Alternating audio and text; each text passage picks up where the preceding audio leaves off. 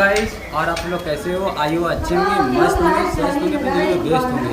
आज आप लोगों के से न्यू ट्यूटोरियल वीडियो लेकर आए हुए हैं। अगर आप डांस सीखना चाहते हैं तो इसे लेके अंत तक बने रहिए। आपको इस सॉन्ग सिखाना है। पौआ में पायल झमकौआ राजा जी, ले ले या सेंट गम कौआ राजा जी, मार मार के घुमा पूरा घुमा राजा जी। इस सॉन्ग पे हम डांस सिखाने वाले हैं।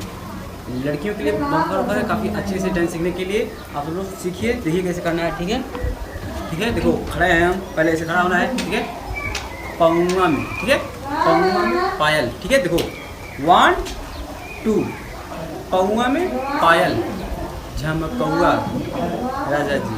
ठीक है, देखो पौआ में पायल झमकौआ राजा जी।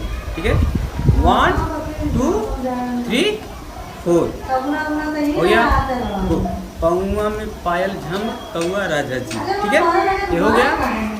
और ले ले यह सेंट गम कौआ, ले ले यह सेंट, ले ले यह सेंट गम कौआ राजा जी। ठीक है, देखो कैसे करना है। ठीक है, गम कौआ राजा जी। देखो हाथों को ऐसे करना है। ठीक है, देखो कमर किस तरह चलाना है। देखो 1 2 3 4 5 6। ठीक है, देखो कमर कैसे चलाना है, हाथ को ऐसे करना है। ठीक है, देखो हाथ को ऐसे करना है।